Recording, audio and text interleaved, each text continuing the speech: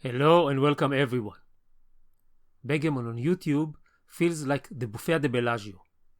An endless supply of good stuff and so little time and space to sample everything. So to filter down the stream of amazing players, I turn to the next important criteria, the commentary. And this feels more like Caesar's Palace than the Bellagio.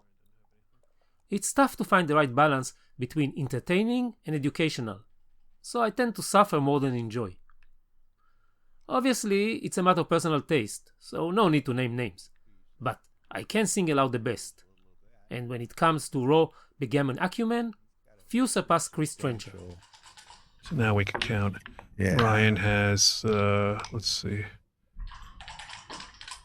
46, 50, Ryan is 81. 68.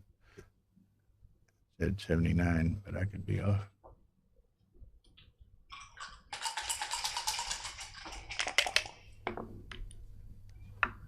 It was 81 to 88. It's definitely a cash double. Ryan chose not to double because of the score. We'll see if that Now was he's right. spending it now. Yeah, now he's obviously setting it's a big pass. Ryan was at 81 to 88 with actually having a checker on the ace point before. That's clearly a double with the score even or for money. But Ryan chose not to send it. We'll see if that's right. If it's correct, that's a pretty huge adjustment on the score. Chris can certainly count, but that's not the impressive part. I was impressed by the assertion that this is a money double, and that he hardly believes the score can impact the decision that much. And he didn't mention any particular features, so it seemed as if it was based on pip count alone. I went to check. Chris was of course right, it's a money double. But here comes the next interesting tidbit. K-star fails to double. How can Chris be certain this pip count is a double, while it's borderline enough to fool K-star? Can we learn something about race, K-star, or both? So I pulled the test suite and found 1223 81 to 88 positions, and 1140 of them, 93%, are doubles. Here's one random double take position, where K-star concurs, and this is a typical no double, which K-star also handles well. So maybe we hit an unfavorable example for K-star? Well, no. Turns out, K-star loses on average 1 cent per dollar on those 1200 positions, while blindly doubling loses just 0.1 cent per dollar. So Chris was absolutely right.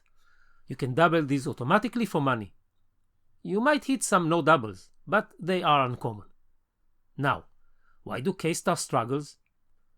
81 plus 11 is 92, so the player on roll is 4 pips behind before adjusting for gaps and wastage. And 4 is the lower bound of K-star doubling window. In addition, these positions tend to have low wastage and hardly any gaps, so K-star have very little to work with. Here, Ryan's second checker on the 2-point blocked the double, and obviously it's too early for this checker to have a real effect on White's chances. And this is the worst K-star blunder I have. Again, a second black checker on the 2, while White has 3 extra crossovers and almost a gap on the 5, both not a part of the K-star rules. So we understand why K-star struggles in 81 to 88. But is it special? Are there other pip counts which are not automatic doubles, that is, have some no double positions, and yet blindly doubling is better than using K-star? The answer is no, it's not special. In fact, almost all 7 behind, starting with 63-70, are the same as 81-88. A double is better than consulting K-star. Nice, but slightly suspicious. Because 7 is exactly K-star inflation factor.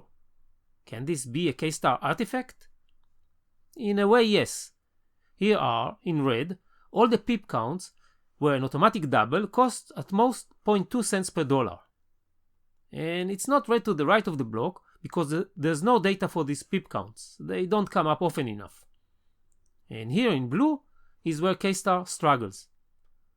So there is a wide range of automatic doubles based solely on pip count, but K-star and other systems handle it effectively except for a small range which depends on the method formulation.